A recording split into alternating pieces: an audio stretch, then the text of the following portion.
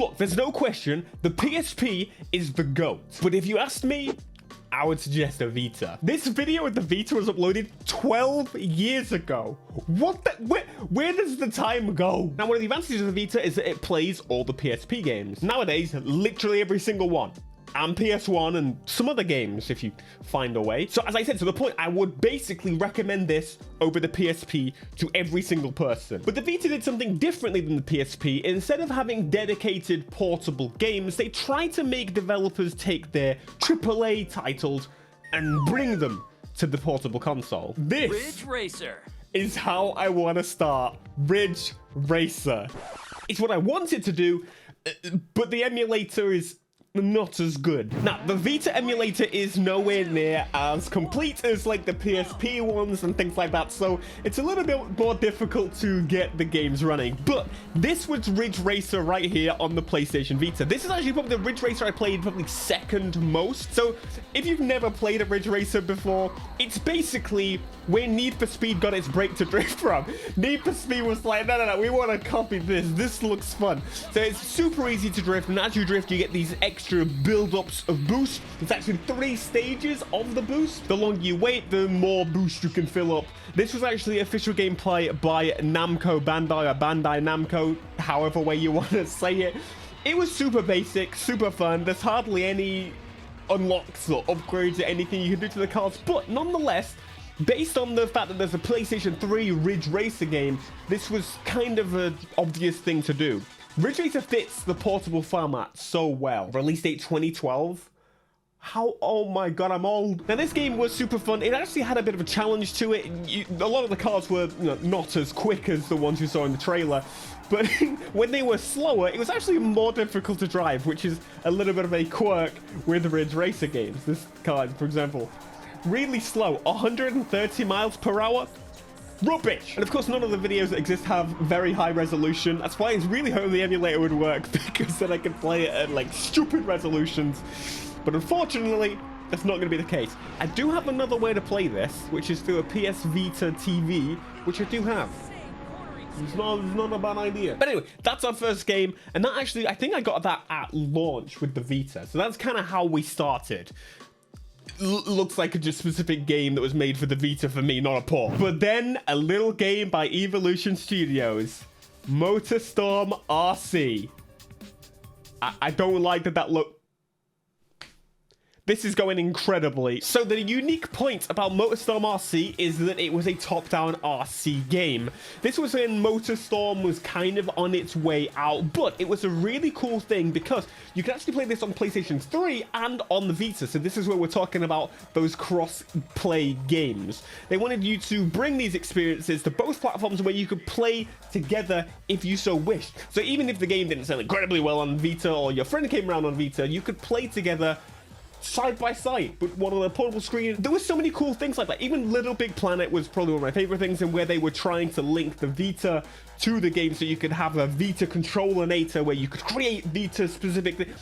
There was some really cool cross collaboration stuff going on here. But MotorStorm RC definitely stood out because it was it might be one of the games that ended the franchise completely. But then we got Drive Club, so of course, on Vita, it looked pretty good. Considering the screen is so small, the resolution is so small, the difficulty they had, of course, with the PlayStation Vita throughout its cycle is they kind of muddied their general idea. It's all well and good trying to create AAA experiences for a portable console, but the problem is you then find out that maybe that's not the best idea. If you look at the Nintendo Switch, even their games generally don't feel like big experiences that you have to stay glued to for 6 hours at a time. What I think they found out very quickly is that creating games where you can just turn it off and jump back in straight away without this remembering of the story, you need a more simple game.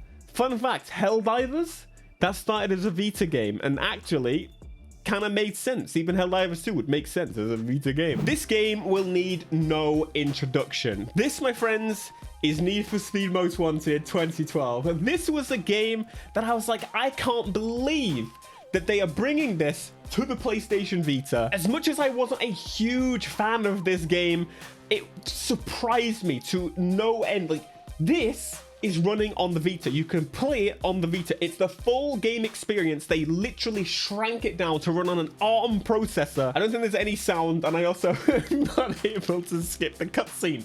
So we're watching it, friends. You have to remember, this is like 2012, 2013, portable. This tiny device is running a fully fledged console version of Need for Speed Most Wanted. Well, Need for Speed. Mind-boggling. Fun fact though, I think the mobile phone version might be my favorite. It actually had progression, which is really funny. This game didn't. So we're compiling lots of shaders. It might work. Drive to the jack spot. It works. When I say it, oh my god. When I say I fixed the problem, I may potentially be lying. Clearly, I'm doing a fantastic job demonstrating. Why are there Aston Martin badges everywhere in the sky? Oh my god. Normal lighting. Yeah, it's most one in 2012, folks. Now, I gotta say, I'm quite impressed. From other people's footage, most people seem to be playing on Android and iPhone, well, I guess Android. And it seems like the game, well, obviously it has no sound. It's sharper than I expected. I bumped the resolution. It does a pretty good job at holding a higher resolution compared to some of the games that just physically don't want me to. The amount of like, whoa, I didn't turn that way. Hang on. And I could switch to the Porsche just like I can on the console version or the PC version. It's Need for Speed Most Wanted in 2012. And that was really, really impressive. Please ignore the fact that the lighting is so bugged. It's not like this on the actual Vita. But hey, if they had done this, say, with Need for Speed Most Wanted 2005 on the PSP or on the DS at the time, we would have been like, holy crap, this is amazing. We can play it. But you know, now we just, you know, have the Steam Deck or whatever. I still think I'm looking forward to the future of ARM devices and getting ARM games running, well, x86 games running on ARM devices properly, nicely, because then we'll have the battery life to go along with the, well, the proper AAA gaming experience. This is, I'm sorry, this is blinding. I can't do this anymore. Digital Foundry to the rescue with a very compressed 720p video, but this is a comparison of the PS3 and the Vita versions. Now, clearly the quality, the wetness, just everything is hugely downgraded, but the fact that it's running on a screen this big is so impressive. I don't think I could complain. I really don't think I could complain. Good news, my friends. Studio Liverpool, are they still a thing? I think they are. Studio Liverpool created this. This is Wipeout 2048. This is a Wipeout game on the PlayStation Vita, and honestly, they did a really good job of this. I think I actually might have played this one more than any other. And fun fact, this one actually should work. It's got to remember how to play the damn game and allow it to get some shaders and stuff. But Wipeout games, if you've never played them before, I absolutely love them. They're properly intense, crazy speeds, high speed chasing, racing, and actually a different way of controlling vehicles. It's set in the future. The future of racing is basically what Wipeout is. And some of the events on this game, there was one type of event where you had to keep going faster and faster and faster from memory, and it was absolutely mental. It was terrifying, if anything. And the car sounds, well, the vehicle sounds, it's pretty cool. They seem to have infinite gears, but once again, this is running kind of how it does on the Vita. Closed track racer, always gonna look better. But considering the x86 games are going to be emulated on ARM very quickly, very soon, considering we've got Apple on ARM, that should mean more games come to Mac. We should hopefully have better portable PC life, because on the Steam Deck or my GPD, they tend to last an hour playing AAA games. ARM should last a little bit longer, just like these old PSPs, Vitas, and even the Nintendo Switch that tend to do. It's more efficient, meaning we're going to get better battery life. More so specifically when they're not translating games from x86, but I imagine these emulators are going to get a huge boost, these portable game emulators, because they're going to, well, be closer to native, if not potentially native. But I seriously think the downfall of the Vita was maybe that they went a little bit too hard on the, let's make all the games exactly as they would be on the PS3. Because I'm just going to play the PS3 version. I need some specific games. That's what, look at Most Wanted, Carbon, Own the City. But it was pretty cool. You could have the ship, and then you could choose your team, and you get a bit of handling. It it was all right. It's pretty good. I think this game came free if you got the 3G Vita and you paid for like Vodafone. I think it was Vodafone. Now, I got a feeling that this next one, hey, it's Big Ben. They're making Test Drive. I mean, they're publishing. Yeah. This is WRC 4. So, a rally game available, and I'm going to say this is not going to work at all. I think it hangs here. Now, from what I did see, it actually looks like the fourth game looked better than the fifth game. I don't know why, but if you wanted a rally game on your Vita, here you go. But I've got to say, I feel like rally games just fit the PC console format a little bit better than the Vita. I guess if you maybe want to play them portably, but I don't know if I would want to play a rally game portably.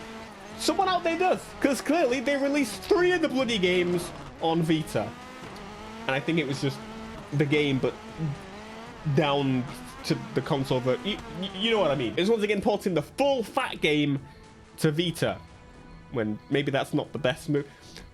One game I really want to work is Cell Damage. Now this might be my most played Vita game ever, and it's a PS2 game, and the fact that they made a HD version of this, it gave me so much joy, so much happiness. If you've never played this, no, one of those graphical, oh no, one of the graphical glitch, oh no, it's so painful. Thankfully, I can just, you know, run the PS2 emulator, but I kind of wanted to see what it would look like. It kind of looks the same, which is good. And I just play the PS2 version. Honestly, I have not played the PS2 version of this game since I had a PS2, because I said it came out on PS3 again. The menus and stuff look properly aged, but this is what the game actually looks like when you play the PlayStation 2 version of it. There you go, I remember the controls now. Oh my god, there's so many little differences that I never noticed. But basically, you go around, you smack people. There's also a racing, so it is a racing game, but hey, I'm all about the smacking. That's right. It's super fun. I really, really enjoy this game. This might be, of all the games we've shown today, the one I have played the most and will continue to play the most on my Vita, on my GPD, on many platforms, because it's just, do you remember those games where no matter how many times you play it, it's just good? Come on, blow them up. That's right. I know some people look at this game and be like, why don't you just play Mario Kart? Because I want to play this. And you can also flip and get boost. But I think it's pretty safe to assume of the majority of the games we looked at today, they're a bit more misses compared to the PSP games that exist. The PSP is the absolute GOAT in terms of the amount of stuff that exists. The amount that console sold clearly inspired developers to create spin-off versions of the game. Nowadays, I don't know if that's actually something developers would do, create as many spin-off games. Look at for example, the Nintendo Switch. It tends to only get games if they can make the full versions of them. So San Andreas and GTA 3 and things like that have only just come to Nintendo platforms because now they can make them run on mobile phones, so they put them to the Switch. The amount of time and development resources that are taken to make these games these days just makes it so that the Vita, what they tried to do is make it so they would, well, make it easier to bring games to the platform. But unfortunately, the games that they did bring to the platform, I would rather just play the console versions. So a portable platform's dead. Is that why Sony won't make another portable console? Maybe. This is pretty sad. But either way, the Vita is still my favorite portable console because it's the best way to play PSP games and actually get more than an hour's battery life. Let me know your thoughts. Also, I don't know if I have 2. I got the original and the, yeah. I kind of bought this thinking it was USB-C, but it's micro USB. Anyway, check out these videos. If you have no idea what I'm talking about, the PSP one, it's a good one.